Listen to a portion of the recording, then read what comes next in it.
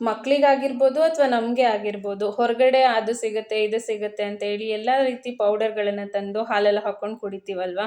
ಆದರೆ ಅವನ್ನ ಯಾವಾಗ ಮಾಡಿರ್ತಾರೆ, ಅದರಲ್ಲಿ ಏನು ಪ್ರಿಸರ್ವೇಟಿವ್ ಹಾಕಿರ್ತಾರೆ, ಸಕ್ಕರೆ ಕ್ವಾಂಟಿಟಿ ಎಷ್ಟಿರುತ್ತೆ ಒಂದು ಕೂಡ ಗೊತ್ತಿರಲ್ಲ ಅಲ್ವಾ.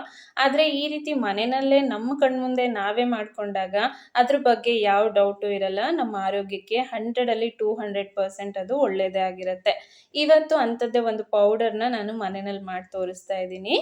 ಇಲ್ಲಿ ನಾನು ಒಂದೊಂದು ಬೌಲಷ್ಟು ಮಖಾನ, ಶೇಂಗಾ, ಬಾದಾಮು ಹಾಗೆ ಓಟ್ಸನ್ನು ತೊಗೊಂಡಿದ್ದೀನಿ. ಇನ್ನು ಬೇರೆ ಇಂಗ್ರೀಡಿಯೆಂಟ್ಸ್ಗಳನ್ನೆಲ್ಲ 2 ಚಮಚದಷ್ಟು ತೊಗೊಂಡಿದ್ದೀನಿ.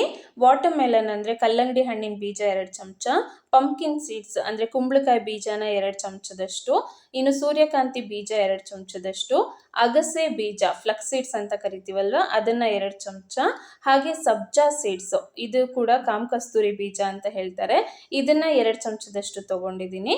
ಹಾಗೆ ಒಂದು ಸ್ವಲ್ಪ ಗೋಡಂಬಿನ ತೊಗೊಂಡು ಇನ್ನು 2 ಏಲಕ್ಕಿನ ತೊಗೊಂಡಿದ್ದೀನಿ. ಇದ್ರ ಜೊತೆ ನೀವು ವಾಲ್ನಟ್ಸು ಮತ್ತು ಪಿಸ್ತಾನು ಕೂಡ ತೊಗೋಬೋದು. ಹಾಗೆ ಇವೆಲ್ಲದನ್ನೂ ಈ ರೀತಿ ಡ್ರೈ ರೋಸ್ಟ್ ಮಾಡ್ಕೊಳ್ತಾ ಇದ್ದೀನಿ. ಜಸ್ಟ್ 2 ನಿಮಿಷಕ್ಕೆ, ತುಂಬ ಸೀದೋಗಬಾರ್ದು, ಲೈಟಾಗಿ ಇವೆಲ್ಲ ಬೆಚ್ಚಗಾಗಬೇಕು, ಅಲ್ಲಿವರೆಗೂ ಇದನ್ನು ಫ್ರೈ ಮಾಡ್ಕೋಬೇಕು. ಇಲ್ಲಿ ಮಖಾನ ಮತ್ತು ಬಾದಾಮನ್ನು ನಾನು ಜೊತೆಗೆ ಫ್ರೈ ಮಾಡಿ ತೆಗೆದಿಟ್ಕೊಂಡಿದ್ದೀನಿ. ಆದರೆ ಶೇಂಗಾ ಮತ್ತು ಗೋಡಂಬಿನ ಇವೆರಡನ್ನು ಸಪ್ರೇಟಾಗಿ ಫ್ರೈ ಮಾಡಿ ತೆಗೆದಿಟ್ಕೊಳ್ತೀನಿ. ಯಾಕೆಂದರೆ ಇದೆಲ್ಲದನ್ನೂ ಪೌಡ್ರ್ ಮಾಡುವಾಗ ಈ ಶೇಂಗಾ ಮತ್ತು ಗೋಡಂಬಿನ ಹಾಕಿಬಿಟ್ರೆ ಪೂರ್ತಿ ಮೆತ್ತಗಾಗ್ಬಿಡುತ್ತೆ, ಪೌಡರ್ ಚೆನ್ನಾಗಿ ಬರೋದಿಲ್ಲ. ಅದಕ್ಕೆ ಇದನ್ನು ಸಪ್ರೇಟಾಗಿ ತೆಗೆದಿಟ್ಟಿದ್ದೀನಿ. ಈಗ ನೆಕ್ಸ್ಟ್ ಉಳಿದಿರೋ ಇಂಗ್ರೀಡಿಯೆಂಟ್ಸ್ಗಳನ್ನು ಕೂಡ ಲೈಟಾಗಿ ನಾನು ಫ್ರೈ ಮಾಡ್ಕೊಳ್ತಾ ಇದ್ದೀನಿ. ಇದು ರೋಲ್ಡ್ ಓಟ್ಸು. ಇದು ಆನ್ಲೈನಲ್ಲೆಲ್ಲ ಈಸಿಯಾಗಿ ಸಿಗುತ್ತೆ. ಒಂದು ವೇಳೆ ನಿಮ್ಗೆ ಸಿಕ್ಕಿಲ್ಲ ಅಂದರೆ ನಾನು ವಿಡಿಯೋ ಕೆಳಗಡೆ ಡಿಸ್ಕ್ರಿಪ್ಷನಲ್ಲಿ ನಾನಿಲ್ಲಿ ಯೂಸ್ ಮಾಡಿರೋ ಪ್ರತಿಯೊಂದು ಇಂಗ್ರೀಡಿಯೆಂಟ್ಸ್ದು ಕೂಡ ಲಿಂಕ್ ಹಾಕಿರ್ತೀನಿ, ನೀವು ಅಲ್ಲಿಂದ ಕೂಡ ಪರ್ಚೇಸ್ ಮಾಡ್ಕೋಬೋದು. ಸೊ ಈಗ ಎಲ್ಲದನ್ನು ಈ ರೀತಿ ಡ್ರೈ ರೋಸ್ಟ್ ಮಾಡ್ಕೊಂಡಾಗಿದಲ್ವ, ಇದನ್ನು ಒಂದು ಪ್ಲೇಟಲ್ಲಿ ಹಾಕಿ ಒಂದು 10ರಿಂದ 15 ನಿಮಿಷ ಪೂರ್ತಿ ತಣ್ಣಗಾಗೋದಕ್ಕೆ ಬಿಡ್ತೀನಿ. ಅದಾದಮೇಲೆ ಈ ರೀತಿ ಒಂದು ಮಿಕ್ಸಿ ಜಾರಿಗೆ ಹಾಕ್ಕೊಂಡು ಇದನ್ನು ಸಣ್ಣಕ್ಕೆ ಪೌಡರ್ ಮಾಡ್ಕೋಬೇಕು, ತರಿಯಾಗಿ ಇರಬಾರ್ದು. ಸೊ ಇಲ್ಲಿ ಮಿಕ್ಸಿ ಮಾಡುವಾಗ ಕಂಟಿನ್ಯೂಸ್ ಆಗಿ ರನ್ ಮಾಡಿದ್ರೆ ಮೆತ್ತಗಾಗ್ಬಿಡುತ್ತೆ. ಹಾಗಾಗಿ ಬಿಟ್ಟು ಬಿಟ್ಟು ಈ ರೀತಿ ಮಿಕ್ಸ್ ಮಾಡ್ತಾ ಪೌಡರ್ ಮಾಡಿದ್ರೆ ಚೆನ್ನಾಗಿ ಪೌಡರ್ ಬರುತ್ತೆ. ಸೊ ಈಗ ಇದು ನೀಟಾಗಿ ಪೌಡರ್ ಆಗಿದೆ ಅಲ್ವಾ, ಲಾಸ್ಟಲ್ಲಿ ನಾನು ಶೇಂಗಾ ಮತ್ತು ಗೋಡಂಬಿನ ಹಾಕ್ಕೊಂಡು ಈ ರೀತಿ ಪೌಡರ್ ಮಾಡ್ಕೊಳ್ತಾ ಇದ್ದೀನಿ.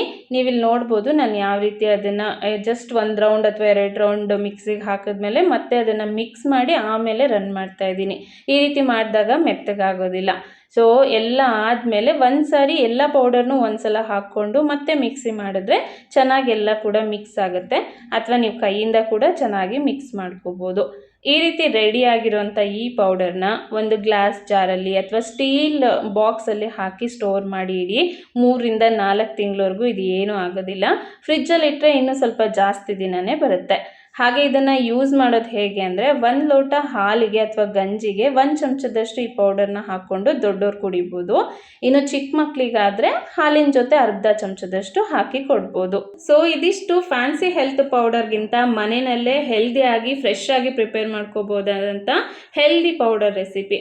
ಐ ಹೋಪ್ ಇಷ್ಟ ಆಗಿದೆ ಅಂತ ಅಂದ್ಕೊಳ್ತೀನಿ. ಇಷ್ಟ ಆದರೆ ವಿಡಿಯೋನ ಲೈಕ್ ಮಾಡಿ, ಹಾಗೆ ಚಾನಲನ್ನು ಸಬ್ಸ್ಕ್ರೈಬ್ ಮಾಡ್ಕೊಳ್ಳಿ. ಸಿಗ್ತೀನಿ ಮತ್ತೊಂದು ಟೇಸ್ಟಿ ಮತ್ತು ಹೆಲ್ದಿ ಆಗಿರೋಂಥ ರೆಸಿಪಿ ಜೊತೆ. Thank you.